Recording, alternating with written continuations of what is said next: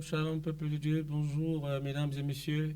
Une fois de plus, ravi de vous retrouver dans le cadre de ce programme matinal évangélique chrétien, dans le cadre de votre émission hebdomadaire de lundi à vendredi intitulée Grâce divine sur les ondes de Canal 24 Télévision, en collaboration avec l'Église locale du Cameroun, la MEVIPAC, mission évangélique VIP du Cameroun, sous le contrôle du Saint-Esprit. Je suis le pasteur Aouna Charles. Nous allons continuer dans cette série d'enseignements riches en révélation, en prédication, en exhortation, qui nous parle des promesses de Dieu, qui nous parle de la promesse du Saint-Esprit, qui nous parle de l'héritage aussi vaste qui soit terrestre, mais beaucoup plus important, éternel en Jésus-Christ. C'est pourquoi dans notre séance précédente, notre prochain, nous avions parlé de la domination, comment l'homme devait revenir d'abord en lui-même et dominer sa propre nature, dominer son homme intérieur, dominer ses pulsions, dominer, j'appelle ça, ses imaginations, dominer ses pensées, dominer ses envies, dominer même aussi la convoitise de son regard d'homme et de ses sens en fait. Oui, dominer. Nous avions vu dans les questions passées comment le Seigneur premièrement accorde à l'homme ce don et cette grâce et puis cette bénédiction de dominer d'abord sur les êtres qui se meuvent dans l'eau. Il a parlé du poisson dans Genèse 1 verset 26, nous avions parlé de ça.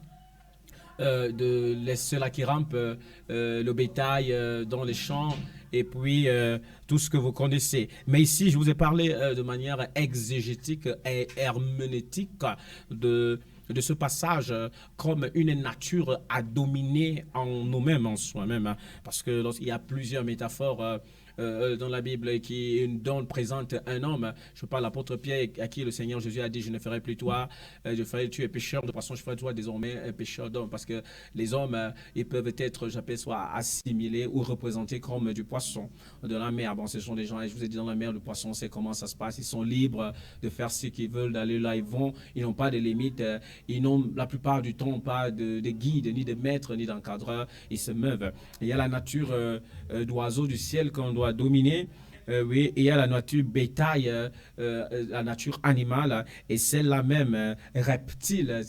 Il y a souvent, je peux dire quoi, une sorte, oui, de langage ordurier qu'on appelle, qualifier certaines personnes de reptiliens, des personnes qui sont au bas, vraiment bas, au bas de leur instinct et de la manifestation physique, mais ce n'est pas le cas. Mais le Seigneur ici vient par le Saint-Esprit nous donner ce que nous avions perdu dans le péché.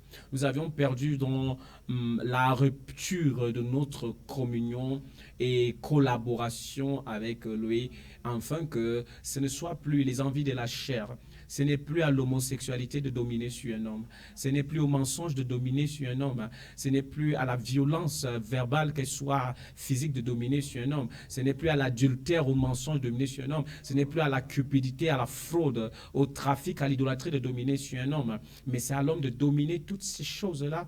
Parce que la Bible nous parle des désirs de la chair. La Bible nous parle de ce qui vient du cœur, oui, dans les évangiles et les épîtres. La Bible nous parle de la nature de l'homme même, celle-là qui est pécheresse de par la matière qu'il a héritée du tout premier, qui était déjà séparé de Dieu. C'est pourquoi la domination. Nous allons parler de ça aujourd'hui dans un autre aspect maintenant, dans tout ce qui menace votre paix, tout ce qui menace votre bien-être et tout ce qui menace votre intégrité. Sur le plan physique, le chômage ne doit pas régner dans la vie de quelqu'un qui a des diplômes et qui est qualifié pour l'emploi. Même si on ne peut pas être employé par des structures étatiques, même privées et tout, je crois que le Seigneur a donné à l'homme assez d'intelligence dans la domination de se lancer dans l'entrepreneuriat ou je ne sais pas, de commencer à faire quelque chose. La maladie, la Bible parle des cas de maladie. Même dans les évangiles, il y a certains serviteurs de Dieu qui sont collaborateurs l'apôtre qui sont tombés malades. Mais la maladie ne doit pas régner dans le corps d'un homme qui a reçu la promesse de guérison. Il faut dominer sur la maladie. On parle des esprits méchants, des oppressions dans des visions, dans des songes, pendant que nous sommes dans le sommeil, des manifestations, j'appelle ça quoi, qui sont inexplicables sur le plan physique, des morts précoces, des morts prématurées, des morts violentes, des échecs répétés, toutes sortes de célibats chroniques, la stérilité. Je vais vous répéter que la Bible nous dit dans le livre vous rappelez cela de Jérémie 10 au verset 12, que ce n'est pas la puissance que Dieu crée la terre, ce n'est pas la sagesse qui fonde le monde. Cela veut dire que, et les plans que le Seigneur a pour tout être, on dit Jérémie 29, verset 11, ce sont des plans de paix, de bonheur, afin de nous donner quoi? De l'espérance et de l'avenir. Ça veut dire que tant que vous ne vous retrouvez pas en paix, c'est ça que l'une des promesses du Saint-Esprit, il est venu, il a dit dans le livre de Jean, il dit, je vous donne la paix, je vous laisse la paix. Non pas comme le monde la donne. Parce que la promesse qui vient de Dieu par le Saint-Esprit, par l'Évangile même qui est une promesse, par la prédication, on va dire aller et par tout le monde annoncer cette bonne nouvelle, c'est que Dieu nous donne la capacité de redevenir maître non seulement de nous-mêmes, mais maître aussi de notre environnement, maître aussi de tout ce qui peut être contre notre bien-être ou qui peut menacer notre sécurité, notre bien-être et notre épanouissement. C'est très important. Parce que lorsque l'Éternel crée l'homme, il ne crée pas l'homme tout seul. La Bible nous parle des grands luminaires. Lorsqu'on va apprécier le livre de Genèse, la Bible nous parle des étendues des eaux. La Bible nous parle même des animaux de champ. La Bible nous parle de toute espèce vivante, mais qui ont été mises sous l'autorité suprême de l'homme sur terre. Et l'homme lui-même devait être sous une autorité divine et céleste, celle de Dieu. Mais si déjà nous, en tant qu'humains, à la ressemblance et selon l'image de Dieu, nous nous déconnectons déjà de la source, je pense bien évidemment qu'il nous sera difficile de maîtriser là ce qui nous a été confié.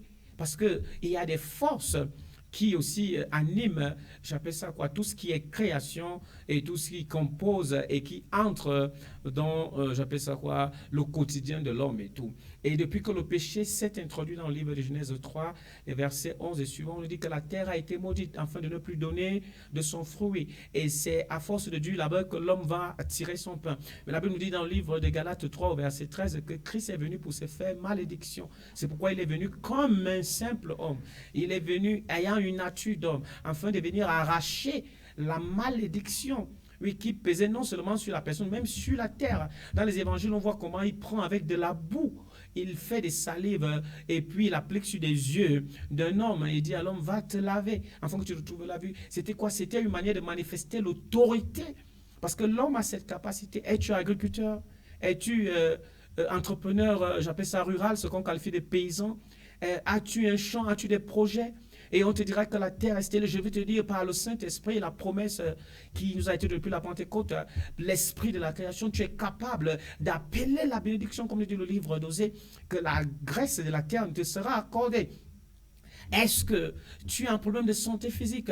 Par la promesse du Saint-Esprit, le Seigneur t'amène à la guérison. C'est pourquoi le Seigneur Jésus-Christ, pour nous montrer des exemples, lui-même il manifestait la guérison. Même là où il n'y avait plus d'espérance de guérison.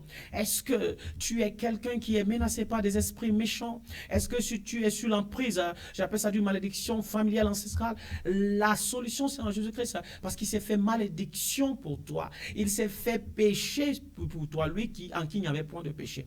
Est-ce que tu as un problème d'enfantement?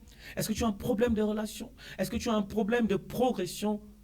Toute cette solution se trouve dans la promesse de Dieu, le Saint-Esprit, qui nous ouvre, j'appelle ça, un boulevard dans les promesses. Lorsque Marc 16 au verset 15 à 18 nous dit, celui qui croira, allez et annoncer cette bonne nouvelle à tout le monde entier. Celui qui croira et qui sera baptisé. Et il dit, voilà, si, et il sera non seulement sauvé, ça veut dire la garantie qu'après cette mort, il vivra éternellement. Mais voici des signes, parce que les signes sont là pour accompagner les promesses et les authentifier.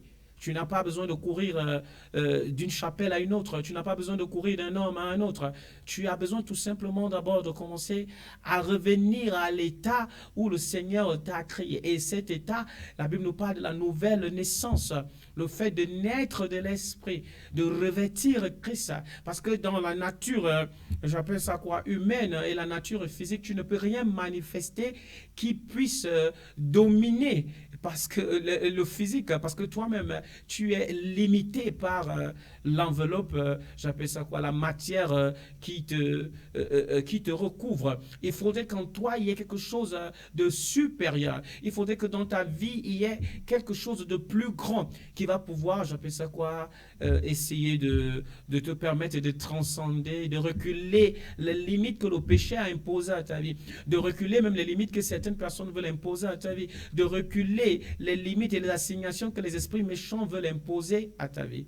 C'est pourquoi ce matin, je vais inviter quelqu'un réellement à faire la paix avec Dieu, à revenir à Dieu. Parce que faire la paix avec Dieu, te réconcilier avec Dieu, c'est recevoir ce qui a été promis, le Saint-Esprit. Et le Saint-Esprit vient à nous pour faire quoi? Pour nous accorder la nouvelle naissance. Le Saint-Esprit vient nous communiquer la nature de Dieu. Le Saint-Esprit vient habiter en nous, dans ce corps, pour que nous ne manifestions plus les œuvres de la chair, mais que nous manifestions les œuvres de l'Esprit. Le Saint-Esprit vient habiter en nous pour que nous ne soyons plus conduits uniquement par la chair, mais par l'Esprit. Le Saint-Esprit vient en nous pour que nous puissions avoir le pouvoir, l'autorité et la domination sur tout ce qui est non seulement création, mais tout ce qui est même opposé même à Dieu. Je parle ici de Satan et ses suppôts, du diable, l'adversaire de tout homme. C'est pourquoi j'aimerais que ce matin, tu reçoives par le Saint-Esprit le pouvoir de la domination. Non seulement que tu sois convaincu de ton péché, de la justice et du jugement de Dieu, mais que tu commences à dominer sur la maladie au nom puissant de Jésus. Tu commences à dominer sur le chômage au nom puissant de Jésus. Tu commences à dominer sur les oppressions nocturnes, sur toutes sortes de persécutions, sur le rejet, sur la limitation, sur le non-accomplissement, sur l'improductivité, sur la médiocrité, sur toutes ces choses qui font en sorte que tu ne puisses pas être comme un Dieu. Parce que la Bible dit, ne savez-vous pas que vous êtes des dieux? Ne savez-vous pas que le Saint-Esprit qui a été donné habite en vous, pour lequel vous aviez été scellés pour le jour de la rédemption? Ne savez-vous pas que le Saint-Esprit est un esprit éternel qui vit éternellement? Même si tu mourrais physiquement selon la chair, comme le disait le Seigneur Jésus dans le livre de Jean 11, sache que tu vivrais, parce qu'il y a ce mystère, il est passé par là. Il a dominé, il a vaincu la mort dans la chair semblable à la sienne, à la mienne, à la tienne. C'est pourquoi je vous dis bien, mais il faut dominer. Mais la domination ne vient pas par une potion magique. La domination ne vient pas par une bague magnétique. La domination ne vient pas par une connaissance supérieure. La domination ne vient pas par une autorité d'homme. Ces dominations sont temporaires. Elles peuvent être contestées. Elles peuvent même être remises en mal. Ces dominations même peuvent être contestées. Ces dominations même peuvent s'arrêter parce qu'elles sont pour un temps. Il y a des personnes pour le moment qui sont aux commandes. Elles ont autorité. Elles ont un pouvoir de décision. Elles ont un pouvoir discrétionnel. Mais après un certain temps, lorsqu'elles ne sont plus aux affaires, la maladie peut t'emporter. La mort peut t'emporter. Les ennemis peuvent t'emporter. Mais il n'y a rien qui peut emporter l'esprit de la création, le garant de la création, le Saint-Esprit en toi. Même mort, le Seigneur te donne cette garantie que tu seras ressuscité et que tu vivras éternellement. À plus forte raison, la maladie, peut-elle résister? Elle qui est tout simplement conséquence du péché, matière, elle qui entend lorsque le Seigneur Jésus dans les évangiles, il pouvait dire, je te conjure, toi esprit méchant qui retient cette femme captive comme la fille d'Abraham 18 ans courbée, libère son corps comme le démoniaque, oui, et le ganarénien à qui était lié, enchaîné. Il a commandé à une légion de démons de libérer son corps comme la belle-mère de l'apôtre Pierre qui avait une forte fièvre. C'est quoi? C'est la domination par le Saint-Esprit. C'est l'autorité suprême. C'est la capacité suprême. C'est l'impossible pour les hommes, mais possible pour Dieu. Et toi, homme, le Seigneur te donne encore ce privilège, cette opportunité, selon ses promesses, afin que, premièrement, tu te rependes. Tu crois que Christ est venu, a été donné pour toi, pour tes péchés. Tu sois baptisé, tu sois comme alors tu recevras la nature divine, celle-là que tu avais perdue et celle-là que tu n'avais pas pu. Et tu ne peux pas manifester bien quand tu serais face à l'adversité. C'est pourquoi je t'inviterai à vraiment faire une sorte d'évaluation personnelle. Toi qui n'as pas encore reçu Christ, de réaliser qu'il y a un héritage au-delà de ce que tu n'as pas sur cette terre. Et même celui-là qui est encore, il y a plusieurs qui sont des héritiers sur le plan physique, plusieurs qui sont nantis. Vous diront peut-être, bon, je n'ai pas besoin de dominer puisque je domine déjà par mon argent, par une position élevée, par ma force, par ma notoriété, par ma célébrité. Mais je vais te dire, toutes ces choses, elles ont un temps. Elles ont, on appelle ça quoi, une date de péremption. Parce que même lorsque la chair qui est comme une herbe, un vent passe dessus et qu'elle tombe et toute sa gloire fane comme la fleur de l'herbe, tu ne pourras plus dominer. On a vu, ils étaient puissants dans le passé, plusieurs personnes. Elles étaient riches, elles étaient autoritaires, le Seigneur n'a rien contre ça. Mais la vanité de la vie, et a démontré qu'elles étaient limitées soit par le temps, soit par des circonstances plus fortes qu'elles. Mais ici, le Saint-Esprit est l'esprit de la domination. Le Saint-Esprit est l'esprit de Dieu. Que le Seigneur te fasse grâce et que par sa bonté et sa miséricorde, tu reçoives la domination au nom de Jésus. C'est le 690 83 90 25 pour toute autre préoccupation personnelle individuelle. Sachez qu'aujourd'hui encore, le Seigneur n'a pas changé. Il est capable de te permettre non seulement de dominer sur toi-même, mais de dominer sur tout ton environnement, tout en restant et en étant en bonne relation avec lui et avec ton vis-à-vis et ton semblable. À notre prochaine édition, par la grâce de notre Seigneur Jésus, c'était votre serviteur, Aouna Odo Charles, et Canal 24 Production, l'Église universelle locale du Cameroun, à mes départs sous le contrôle du Saint-Esprit. À nous revoir très bientôt. Shalom, shalom.